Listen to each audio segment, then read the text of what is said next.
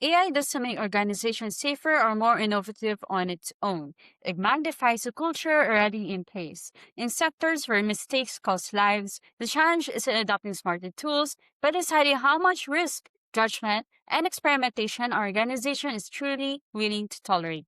In today's episode, our guest is Professor Carmen Migueles, Senior Research Professor at FGV EVAPE, whose work sits at the intersection of organizational culture, safety, and risk in complex and high-stakes organizations. Over the course of her career, she has advised and studied companies such as Petrobras, Transpetro, Hospital Israel Albert Einstein, and Citibank. Hey, welcome to AI Revolution Digest, where businesses get smarter.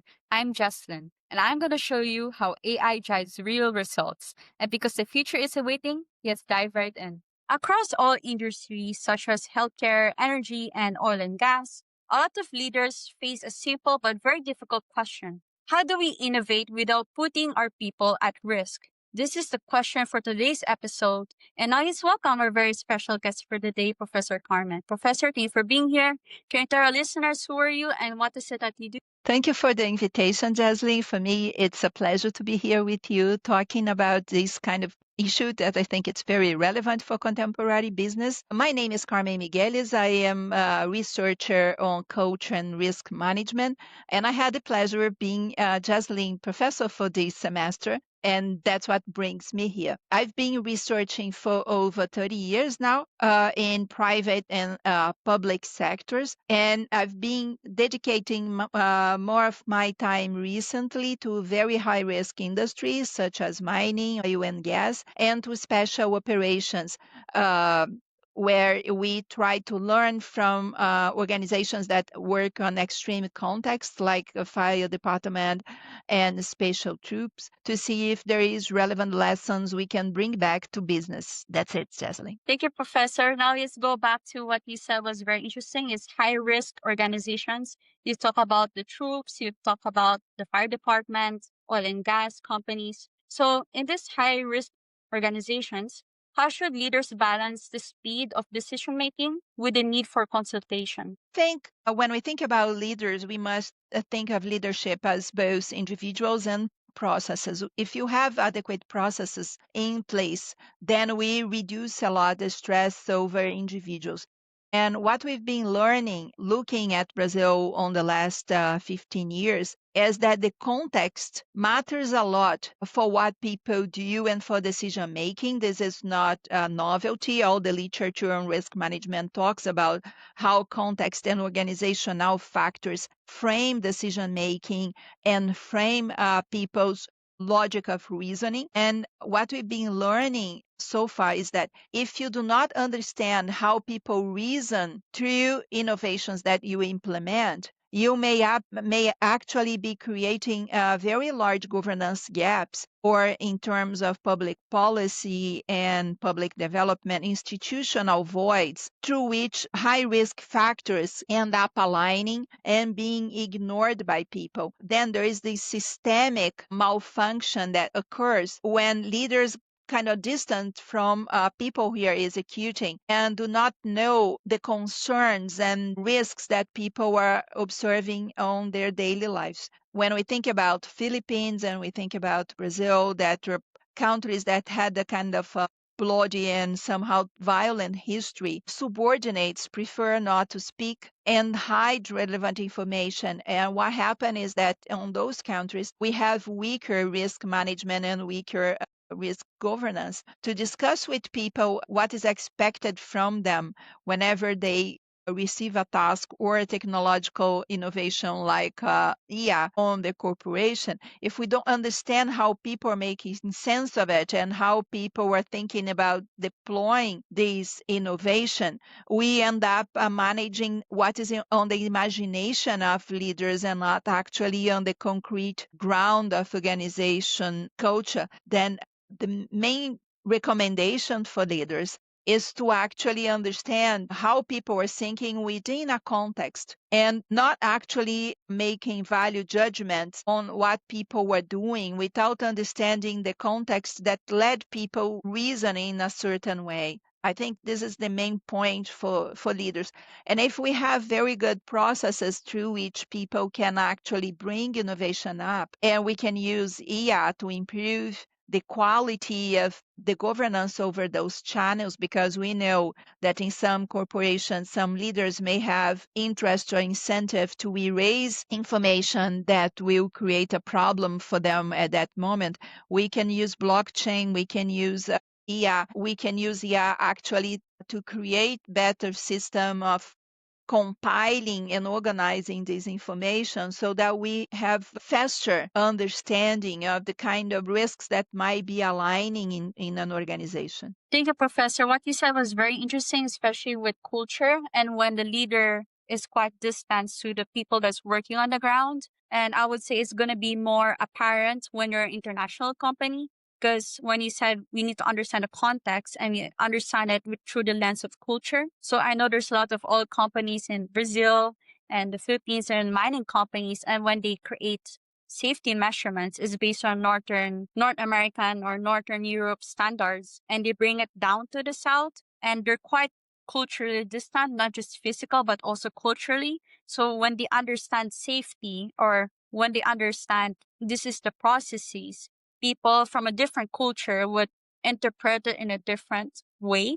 So do you have any real case scenarios where companies they go down and coordination control was not followed or people didn't follow the right procedures, not because they want to, it's because they work in a different cultural context? And yeah. Yes, we can see, for example, that especially companies coming from Northern Europe to Brazil, that's quite common in oil and gas and chemical sectors. What happened is that all the procedures are designed for people who have been educated for autonomy.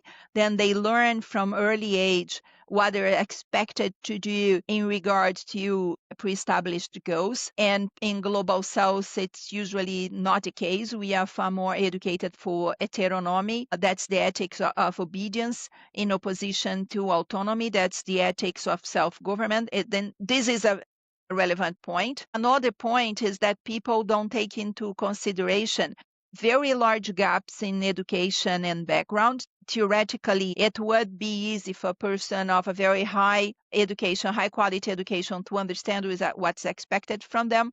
But then when you come to countries in which inequality is larger and people had less access to quality education, there's a lot of misunderstanding and people fear exposing themselves in this context and they prefer not to speak up. They actually tend to trust less managers and management intentions. What ends up happening is that the asymmetry of information is much larger on the global south than on the global north, making short a long story. So my question now is, because what you said that because of our culture, our history, we've been oppressed for so long that as a subordinate, we're always afraid that if you put ourselves vulnerable to our leaders, they'll do something bad to us, not necessarily physically hurt us, but perhaps outcast us socially. So we talk in class about psychological safety. It's not a feeling, it's a risk management, just like what you said, that if I were to be vulnerable, I speak up,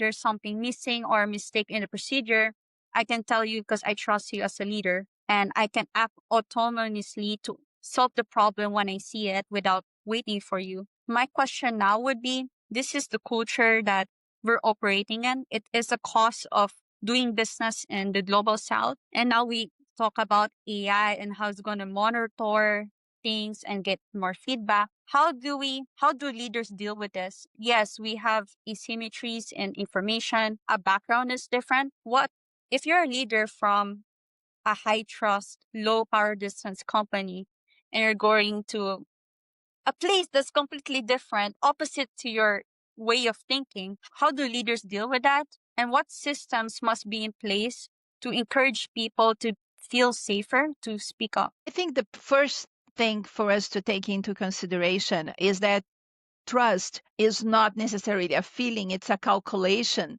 that we do tacitly. Individuals try to anticipate what are the risks in a relationship, what are the risks that, for example, the leader might think you are stupid if you speak or may be upset by an information you bring up.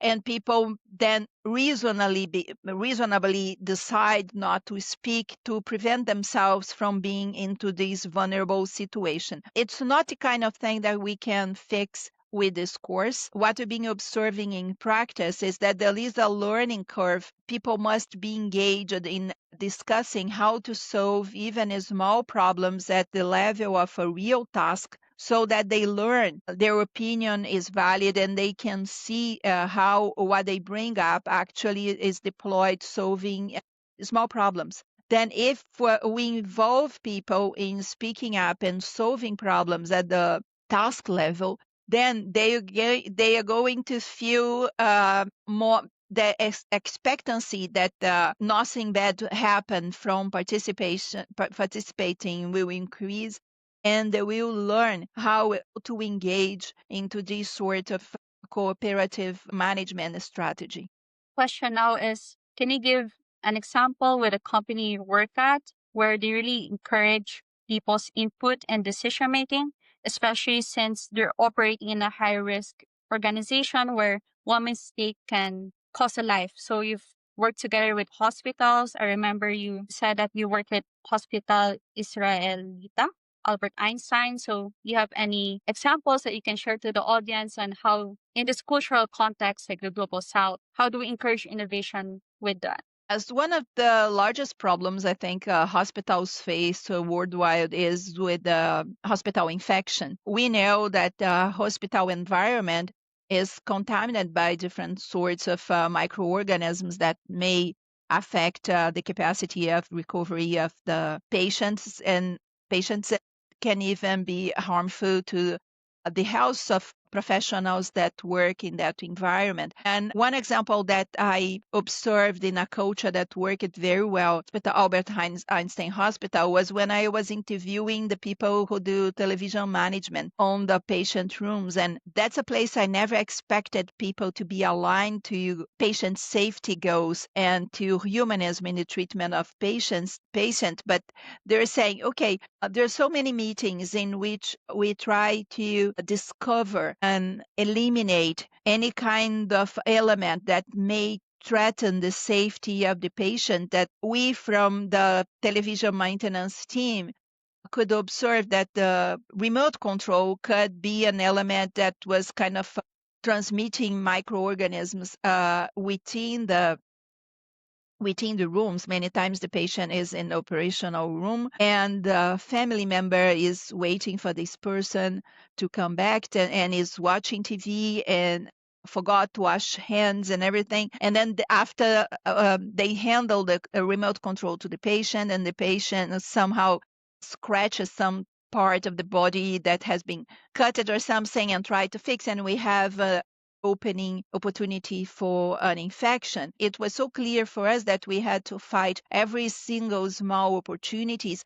that we devised this methodology to sterilize remote control and to put a little cover that we can clean it up throughout the day so as to reduce one of those elements. And this is very hard to find in Brazilian scenery, situations in which a team that's so unconnected to the main task of the organization, that would be professionals from the health system in the hospital, to have voice and to be able to cooperate. Then when we see a culture in which everybody have clarity regarding the goals and can indeed be invited to participate, we start creating a very positive information architecture in which people can share even small information such as those, and end up closing the opportunities of infection in a very large environment, creating a more interdependent situation in which every professional in that organization can cooperate for the goals. And I used as an example in our class because I've been working in Brazilian companies for over 30 years. And whenever we talk to people from the shop floor, they have lots of valuable information and opinions on how to improve the system and how to solve problems, but they are never heard because we have this very authoritarian top-down management strategy, and people try to fix problems of coordination by increasing control over people behavior. then the distance between the imagined activity for the leader and the real activity that's actually occurring on the shop floor remains very large, and operational discipline is missed due to this very large gap. Thank you, Professor. What you said was very important. As a leader, we need to listen to the people on the ground. We need to listen to the people that's facing the problem every single day and not just be stuck in an office 30 or 30 floors up. We need to continually work together with people. So for your example, in Albert Einstein Hospital, they had that culture where people have the ability to speak up and be part of the solution. But my question now would be, most organizations are very top down, very bureaucratic. They don't have that organization yet. So how do we move from a very high control environment to something where leadership encourages coordination? What must occur for that organizational change to happen? Yes, when we look at, for example, military organizations that tend to be even more authoritarian and stiffer, and we see the bad results they had, for example, fighting crime in Brazil, we can learn a lot with special troops, because what is it that the military perceived here? That I need to empower people to train and to empower people to act wisely according to the direction of conflicts, especially in Rio, where we have certain territories of the city on the hands of criminal gangs. There is no time for the elite troops who enter to fight those criminal gangs on this territory to call back the top of the organization to ask for direction. And of course, even if they could talk to the top of the organization, people are not there understanding the flow of the event to be able to give quality direction in this kind of situation. Then what they did is kind of to create a methodology to alternate leadership styles, in which most of the time during training, during problem solving, leaders must act as a supporter to the team to solve problems in smaller units and help people find solutions for problems that organizations do not have a ready solution to implement. Then by listening and training, giving support to the team to develop capabilities on the ground, they increase even the capacity and operational discipline whenever the leader must give an authoritarian order, for example, into a military organization. Then what they say is, we should never leave a leadership style as simply a resource from the individual. Leadership is a power resource from the system, and it's necessary to understand how we can use power to improve the response capacity of our team. And then what is it that they have done in the fire department here, where we're having lots of floods. You could see Petropolis yesterday, another huge flood.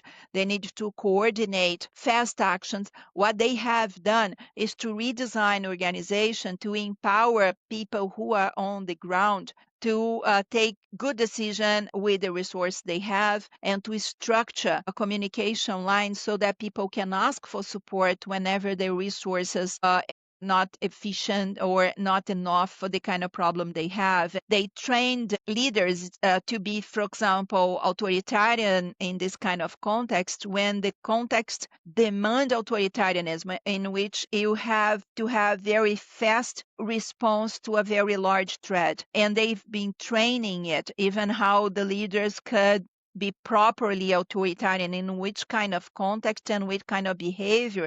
And then they train together to both empower the employee to act wisely and take good decision on the high risk context, and they prepare leaders to act even authoritarian when we need speed in response as a system resource, then using the power of the leader that had been misused throughout our history in a more kind of colonial environment, in which the interests of the elite were perceived as being in opposite position to the interests of the rest of the people. What they have done is kind of to revert this order, to increase team capacity to act according to the goals, and to reduce heuristics in the decision-making process and increase the capacity to decide based on quality information. Thank you, Professor. What you really said was very important, where you really need to, again, listen to the people who are facing these challenges and give them the voice and have the right system where they can give their feedback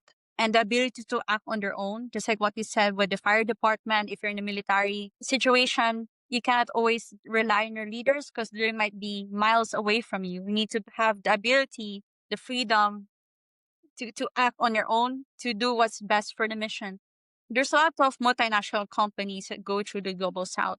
And I remember in class, you talk about this one executive that wanted to sell soap to Brazil. And he has this concept of a multi-purpose soap, a soap that can use for everything. But when he entered the Brazilian context, he's wondering why is that nobody wants his soap, even though it does everything. So my question now is, can you share to our audience about the soap story and what the executive has learned and what it means for, because what often happens is you have the headquarters that gives the subordinate or the subsidiaries the direction on what to do, but they never ask the subsidiaries based on your local market. How do people buy? What's the organizational context? So there's an arrogance from headquarters that they have the best idea. And if it works for their country, it should work everywhere. So can you share that experience with our audience? Yes, of course.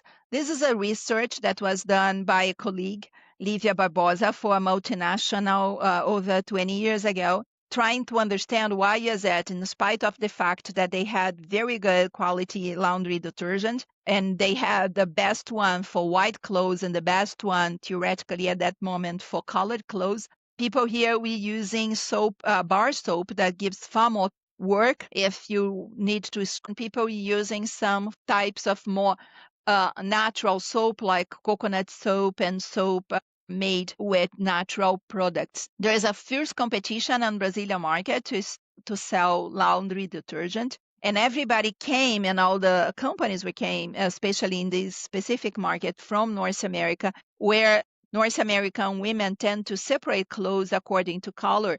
They separate a load of laundry machine, white clothes for the laundry machine and colored clothes in the wash machine, and they use the soap accordingly. When they came to Brazil, they realized that Brazilian housewives do not separate clothes according to color, but they separate clothes according to, first, trust on the clothes producers. Then many people say, okay, this clothes is rather expensive, but I don't trust very much the producer. Then I must take extra care on washing it, otherwise the shop will not exchange it for me.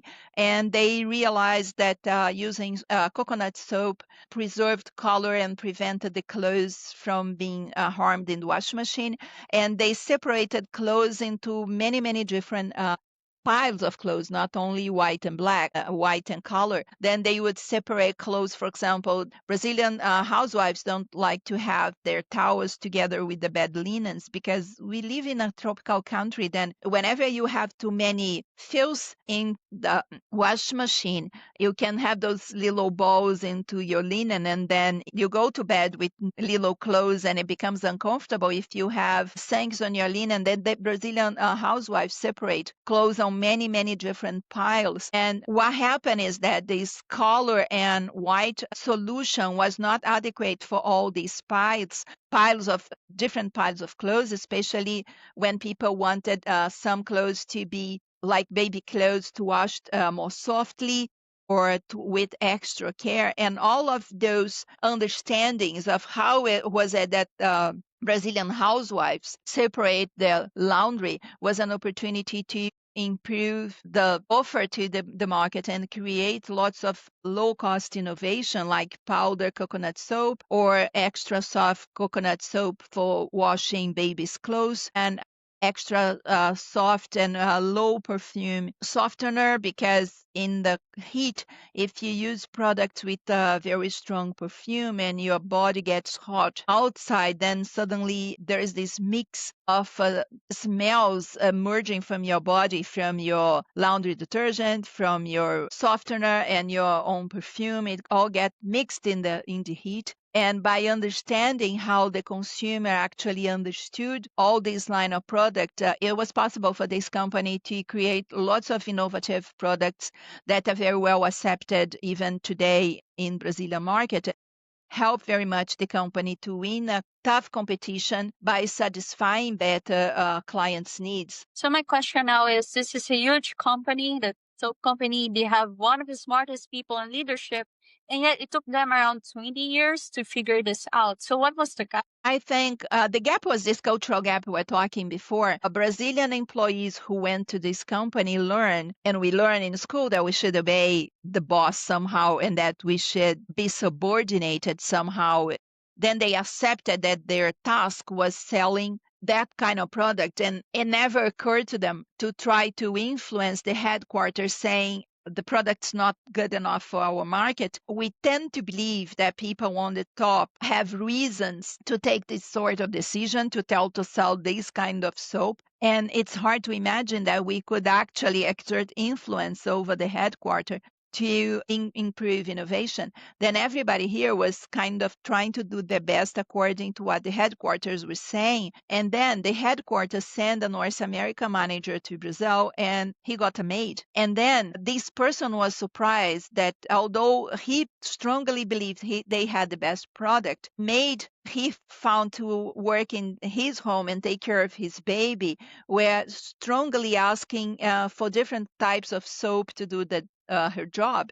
And then he decided to try to understand why was it that so many people in Brazil, but he only perceived that observing the behavior of his own maid were using different types of soap to do the laundry. And this is an example of how this organizational culture can miss irrelevant information and how organizational structure and types of leadership may be a barrier to discover more competitive solutions for different markets. It was necessary for someone to come from abroad to look at Brazilian practices with enough power and a culture of autonomy to ask the question, is our product adequate for this market? And to decide to hire a consultancy to make a research on how Brazilian housewives were doing the laundry in this large country. Then researchers were traveling to different states to understand different variations on how people did the laundry, and then come up with this result that allowed for a very easy and low-cost solution for Brazilian housewives' demands. And this is the question. Brazilians, all the Brazilian employee knew about it. Why is it that it did not become a relevant information, and why is it that it did not become a sort of competitive advantage? It's because we have this high power distance culture in what people tend to believe their opinion and that their knowledge is not very relevant, but also this general idea that we should do with what the headquarters ask and not what we see as the best solution for this region. And I think this is the point culture tries to address. If we involve people better in thinking together, we can sort of anticipate and solve these kind of problems much faster and with much higher capacity to adjust to the market. And of course, this sort of information EA doesn't have. It was necessary to go there and talk to people to understand their practices so that someone could organize that information and think through this information to present it for the manager. This information is there lost into millions of people's daily practices, and there is no way I can grab this information without someone going there, making this research, systematizing it, and then I can have access to it. Thank you, Professor. What you really said was important because all of the people that I've spoken to are saying AI can do everything. There's no use for consultants. But what they often forget is we as people, we have cultural context. We have cultural awareness. And that's not something that AI can do. And most of the AI tools that we have is made in Silicon Valley. So the way it thinks, its context of what's true, what's valuable, is in the context of people in Silicon Valley. The people in Silicon Valley are very different from all of America, from the global south. And it's only by talking to people, gaining their feedback. And just like what you said from this company, if only they had allowed the Brazilian employees to speak up. If only they had a system that allows that to happen, they could have wasted a lot of time. It made them 20 years if they could have just been more competitive. They don't need to spend so much money in consultancy if they could have had a culture in place. So this is what people don't really understand that much is when we're talking about organizational culture, it drives organization strategy. It tells organization what's allowed and what's not allowed. So when people take organizational or cultural classes, they think, is that important? I would not see this again. Who cares? But it's actually important, especially since you're teaching FGV, where most people become leaders of their companies. Now, most people would say, okay, there's low trust, and there's low trust because there's high hierarchies.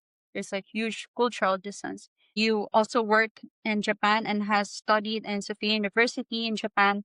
And even though in Japanese culture they have high power distance, and yet they still have high trust because of it. So what can we learn from the Japanese that we can implement in our own culture, in our own organization, that despite this high culture distance, we can still have high trust? I think it's hard, Jocelyn, to make cultural benchmark because the reason why there is higher trust in Japan is very much embedded in their history and their ways of cooperation. What I think works for us on the global south, especially on countries who had been facing a very strong colonial structure throughout time, and we learned that relation between subordinate and managers are tough and violent many times, is that it can create lots of communication barriers and it can create lots of coordination gaps. If the managers are aware of the fact that people on those areas tend not to cooperate, tend not to trust, and have learned throughout time that people who speak up end up being seen as the troublemaker, there is this context in which people have been brought up and they devise methodologies, easy methodologies to sit down and talk together and to listen to people how can improve result. They open space for a learning curve in which people learn how to speak up and cooperate, and it's very easy thing to do. There is a problem on the literature, especially again from the global north, in which people tend to say that culture emerges from our culture and values, and this is a very large mistake. Because if you ask people here how they would prefer to work, they would prefer to work in a more collaborative way. But we don't find space to do it because there is this historical heritage of institutions and management models that are very, very top down. And then people feel oppressed in it, but they believe there is nothing they can do. It's quite easy to change this configuration if leaders invite people to think together and solve problem, then it increases engagement, it increases satisfaction and increase result. But it's important for that people look through culture and see that you do not have to respect culture as if it was the values of people, but you need to understand how culture may affect inefficient coordination scheme that you can change. And I think it's interesting to look at the Globe study because they observed that in a quite original way, saying that societies with high power distance tend to have far more distance between the values and instrumental rationality. We would like to be more cooperative and more innovative, but we've learned that it's useless to try and it may be risky for you individually to engage in that. Then if we try to understand this configuration and transform the way people relate to the jobs, then we can change it. And if people get together learning and thinking together how to improve result, then trust will emerge as part of the process. Professor, yeah, I think it's in a high power distance culture, it's very rare for the subordinates to speak up. I remember when I'm currently doing my thesis with AI with China Bank. It's the large bank in the Philippines. I spoke with the head of HR and she said the ideas should come from the bottom because we want to be more innovative. That is now the trend of leadership. We're going away from pure authoritarianism and becoming more cooperative. But the gap was there must be a system in place where people feel safe to speak up and to say, or even to tell people or the leaders that what they think is the situation or what they think is happening on the ground is very different. Because what happens is there's this culture where since I'm a subordinate, I don't feel like I have the right to say that you're wrong. It's very different. It's even though people would have the mechanisms, even though the leader would say it's okay for you to speak up, people feel like it's not their right to speak up. That's the mindset. That's the shift that must happen. And I think that's why organizational change is very difficult because it's a mindset. And if you're a huge bank or you're a company like Petrobras or you've been operating for more than around 100 years, the leadership styles that people have in place is already there. So the fact that you want to change it is very difficult, especially in high risk environments. If you're in a bank, if you're in oil industry, hospitals, lives are at stake. If something were to happen, if your oil rig explodes, just like what happened with BP, there was a huge oil explosion with the oil rig because of the safety measures. It was a movie. You made us watch a movie. It's very difficult to encourage people to say you have the right to speak up and I would not punish you for it. Because what happens is when something goes wrong, there's always this huge pressure on the leader that they should solve everything. There's a huge pressure on the leader, and as a subordinate, we expect the leader. Our image of a leader is someone who would somehow save us. We tend to put them in a pedestal. They're like a god. They're here to save us, and if we don't follow them, it's our fault. It's not the leader's fault. So there's a lot of things going on. So it's a mindset shift, and there must be continuous communication. I think what you're saying, where there's a huge gap that often happens when the leaders don't talk with the subordinates every week, asking their opinions, not just saying it, but showing their people that they don't know everything, that they're still human. They're just like they were once like you as a subordinate, where they don't know the context. And with AI, with technology, things change so quickly. So the more reason the subordinates need to speak up, it's very difficult to give people the mindset that they have the right to speak. But before we end our podcast, before we play our little game, one of the things people might be asking is what made you interested in studying culture? You're very smart. You could have been a consultant. You were very involved with indigenous tribes here in Brazil to increase your education. So you're very passionate about culture, organization. People might be asking what made you interested in this and why not just go to an industry that pays more money like finance or oil and gas? Thank you, Jaslyn. At first, I am not smarting STEAM disciplines. That's not really my strong point. But there is something in Brazilian history that I think influenced a lot my decision. I was born in the 60s, and we are seeing a Brazil that was very kind of poor and having problems in developing. And there is always this question in the air: if you are living in a nation with so much resources, with so much natural resources, why is it that we keep poor, and why is it that we do not develop as other nations and do not evolve into a less unequal society? I think inequality is an issue very strong in Brazil. We are the second more unequal country in the world. And if you are young, it bothers you a lot because when you're young, you want to change the world and we want the world to be a better place. And I went to study history because I want to understand the causes for this situation. And then I went to my master in Japan to try to understand on the 80s why was it that Japan could move so fast from a medieval society into a very strong leader in capitalism on the 80s after having lost the Second World War and a situation that would negatively affect the country, and they could overcome it. Then there is this interest.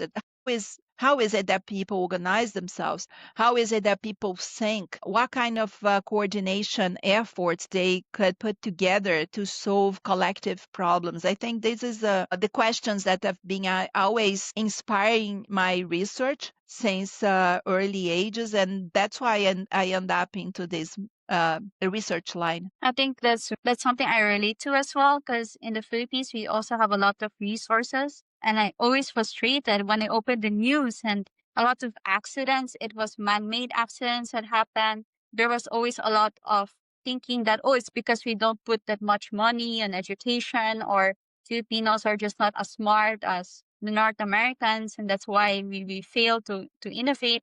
It also frustrated me. That's why you asked me why did I took two classes? Why was that I was in your class in all of my semesters? Because I've seen this in my country ever since I was young, and it's just really frustrating. Why is that we cannot coordinate? Why is that there's already people that see the problem. They see it every single day. You don't need to fly anywhere. Just look out of the house and you can see there's high inequality where there's people in the slums and beside it is high walls of the rich people. Why is that we allowed? This is where power distance is, where you said it's when people accept this inequality. Why do we accept this inequality? And even though we do it, is there a way where we can equalize opportunities for more people? And that's why I was interested in culture. And what you said was important, where it's very difficult to benchmark culture because people operate in different contexts. So yes, we can learn from the literature.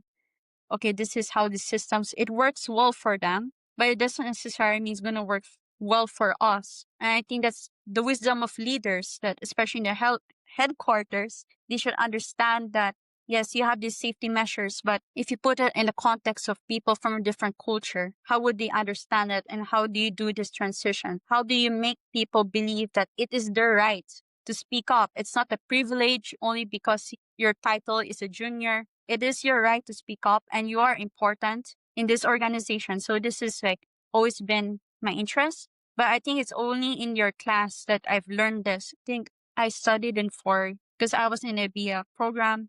We studied in Germany, US, Singapore, and Brazil. And it's only in your class where you spoke about this, the context of culture. When I was in the North countries like Germany and US, is very, I didn't see where they said, oh, this is how, yes, this is how culture is important, but they didn't really say what practical ways can we tell people that your feedback is their coordination and control. It was only in this theoretical mindset. It was not in execution. It's only with your ideas and you shared your research. That's why I took your class twice. It's because I really wanted to learn and I've seen it. And the things that's happening in Brazil is not exactly the same as the Philippines, but there's a lot of overlaps because just like Latin America, we were under Spanish for 300 years. And then after that, we were under the Americans and the Japanese. We always had this long culture of insubordination. So speaking up has always been felt that it is not a right. It is a privilege. You only have the privilege to speak if you're top of the 1% of the country. But that's not how it should be. I think you should have a voice. So thank you, Professor, for doing this. So before we leave, let's play a one. An interesting point. When I think about inequality and those things, people might think, okay, you are a political left-wing people who want to change the system. And of course, there would be this possibility. But when I listen to you and when I research, what we're thinking is, why is it that we are wasting so much human capital and so many opportunities to innovate? There is another interesting issue for us to think when we compare those countries, that many people believe in the global south that if we simply take power by revolution or something and redistribute income, the problem would be solved. And of course, as business students, and I'm also a student, we are all students throughout our life. That's not what we see. We know that wealth comes from increased productivity, competitiveness, and innovation. And the point is, why is it that we do not use human resources so skillfully as to allow that? And I think our leaders don't actually believe their subordinates were good enough. And if they start involving them, solutions would emerge. Then we have this high power distance mentality from bottom up, but we also have it from top down. And this is very much what locks us into this sort of inadequate situation in which we do not increase competitiveness and productivity. I think this is an important disclaimer to do at the end of your podcasts, to put everything into business frame. Thank you very much, Jasly. I'm so proud of you. You're such a good student. Thank you, Professor. So before we end, let's play a 1-minute game. So I'll just give you two choices and you just tell me which one. You don't need to think. It's just for fun. So that when you're ready, let me know. Would you rather have a kiss or a hug? Which one do you prefer? Kisses or hugs? Looks or brain? Hugs. Okay. Looks or brain?